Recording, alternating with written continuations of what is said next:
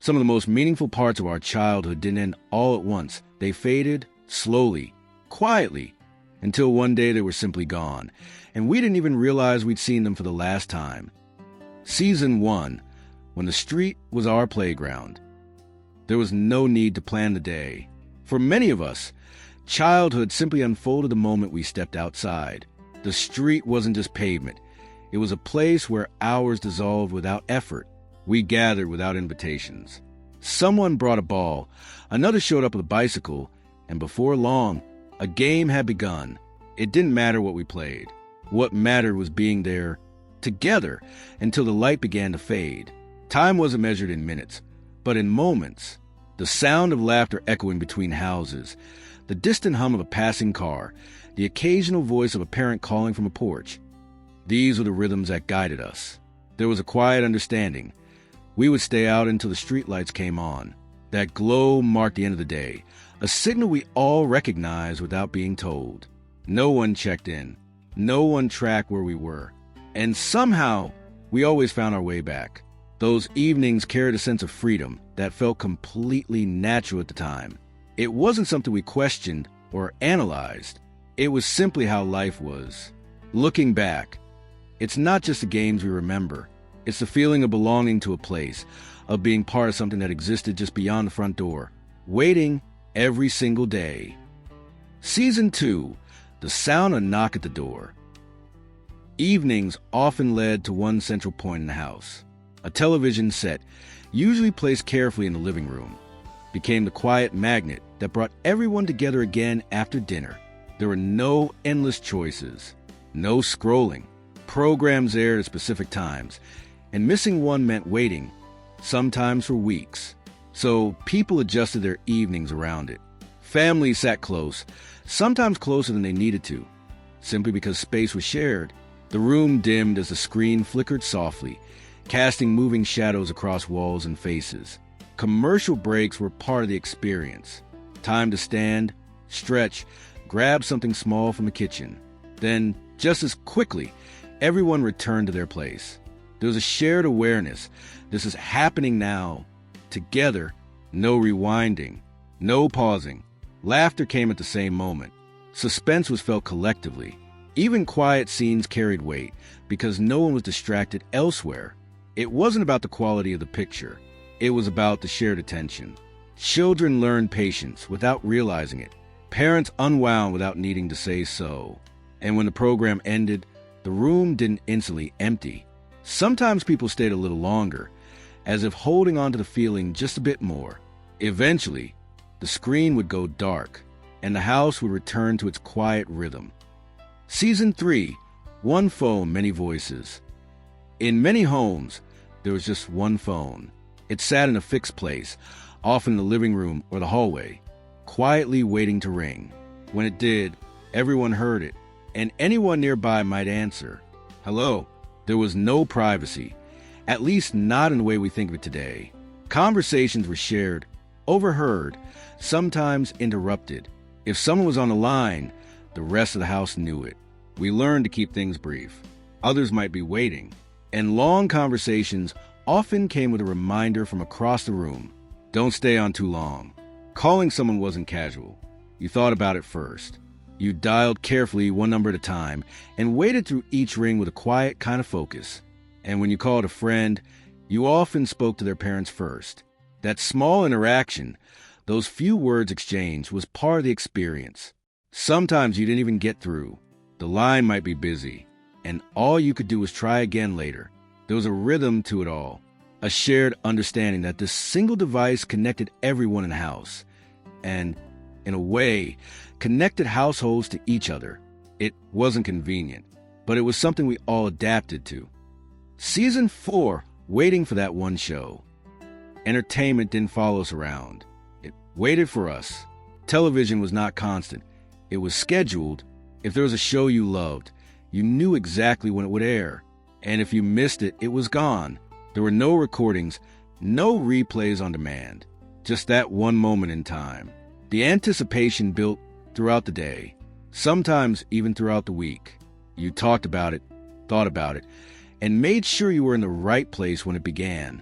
Families often gathered together to watch. The room would quiet down as the screen flickered to life. For that short period, everything else paused. There was something special about that shared experience. Everyone watching the same thing at the same time, reacting together, laughing, wondering, waiting to see what would happen next. And when the episode ended, that was it. The story would continue another day. But for now, it lived in memory. We didn't have endless options. But maybe that was part of what made it meaningful. The waiting was part of the experience. And somehow, it made the moment feel a little more important. Season 5, the quiet independence of a bicycle. A bicycle wasn't just a toy. It was a kind of freedom. With it, the world expanded. Streets that once felt distant became reachable. Corners turned into destinations. We didn't need much, just a bike, a stretch of road, and time. There were no helmets for many of us, no detailed instructions, no constant supervision. We learned by doing. We balanced, we fell, we got back up, and eventually we rode without thinking about it. The feeling of moving under our own power, with the wind brushing past, created a sense of independence that was hard to describe. We rode to friends' houses, to small shops, to places that felt like adventures simply because we reached them on our own. There were unspoken boundaries, of course, invisible lines we knew not to cross. But within those limits, we were free. A bicycle gave us more than mobility. It gave us confidence. It allowed us to explore, to discover, and to feel, perhaps for the first time, that we could navigate the world on our own. Season 6, numbers we carried in memory. There was a time when remembering a phone number wasn't optional. It was simply part of life. We knew them by heart, not just our own, but the numbers of friends, relatives, neighbors. They lived somewhere in our minds, ready to be recalled without effort. Dialing wasn't automatic. It required attention. Each number pressed deliberately, each pause intentional. And over time, repetition turned into memory. There was a quiet confidence in knowing you could reach someone without needing to look it up. It meant you were connected, not just by a device, but by something internal, something you carried with you. Sometimes, in moments without a phone nearby, that memory mattered. It allowed you to borrow a line, make a call, and continue your day without interruption. We didn't think of it as a skill. It was just how things were done. Gradually, that habit faded. Numbers moved from memory into devices, stored and forgotten. But for many of us, those old numbers are still there, unchanged, quietly preserved in a place we don't often visit anymore. Season 7, the table where everyone gathered. Meals were more than just a pause in the day. They were a moment when everything came together. At a certain time, people gathered, not individually, not in separate rooms, but around the same table. There was a rhythm to it, plates being set, chairs being pulled, familiar sounds filling the space. Conversation started simply, about the day, about small things, but often lingered longer than expected. We didn't rush. The meal itself was only part of it. What mattered just as much was being there, sitting side by side, sharing the same moment. There were routines, too. Certain seats, certain habits, certain phrases repeated over time. It created a sense of stability, something predictable in a world that was otherwise changing. Not every meal was memorable. Most were ordinary, but perhaps that was the point. The consistency of it all, the quiet presence of others, the feeling that no matter what happened during the day, there would be this moment at the end of it, a table, a meal, and everyone together. Season 8, writing words that stayed. Communication once took a different form, slower, more deliberate. Writing a letter required time. You chose your words carefully, knowing they wouldn't be sent instantly. There was a pause between thought and delivery, a space that made each sentence feel more intentional. The act itself had a rhythm. Sitting down, putting pen to paper, folding the page, sealing the envelope. It wasn't just about what was written, but how it was done. And then the waiting. Days would pass before a reply arrived, sometimes longer. But when it did, it carried weight.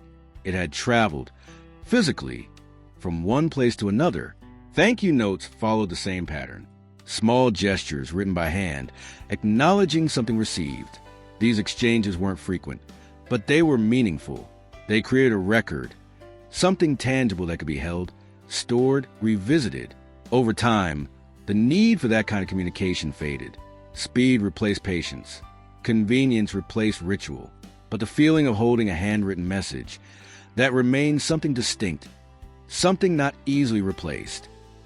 Season 9, Fixing Before Replacing. When something broke, the first instinct wasn't to replace it, it was to fix it. There was an understanding that objects had value beyond their immediate use. They could be repaired, adjusted, restored. Tools were kept nearby. Drawers held small items, screws, wires, pieces that might be needed one day. And when the moment came, those things were used. We watched as things were taken apart and put back together. Sometimes successfully, sometimes not. But the process itself mattered. It taught patience. It required attention. And it created a sense that not everything was temporary. Even small repairs carried meaning. A loose handle tightened. A device brought back to life. Something worn given a little more time. There was a quiet satisfaction in that. Over time, the balance shifted. Replacing became easier than repairing. Faster, more convenient. But there was something in the act of fixing. Something simple and steady that made us feel more connected to the things around us. Season 10, Afternoons Without a Plan. Not every moment needed to be filled. There were long stretches of time, especially in the afternoon, where nothing specific was expected. No schedule, no agenda, just time passing. We found ways to occupy it, often without thinking too much about it. Sitting, wandering, watching, imagining. Sometimes we did very little at all, and somehow that was enough. There was a quiet space in those hours, a kind of stillness that allowed thoughts to drift, ideas to form, without pressure or urgency. We weren't trying to be productive. We weren't measuring the value of the time. We were simply there. Looking back, those unstructured moments hold a different kind of weight. They weren't marked by events or milestones, but by a feeling, one that's difficult to recreate. A sense of calm, of openness, of time that belonged entirely to us. Now I'd love to hear from you. Where did you grow up, and what was it like back then? What do you remember most about those days? The streets, the routines, the small moments that stayed with you. Share your memories in the comments. Your story might bring those times back, even if just for a moment.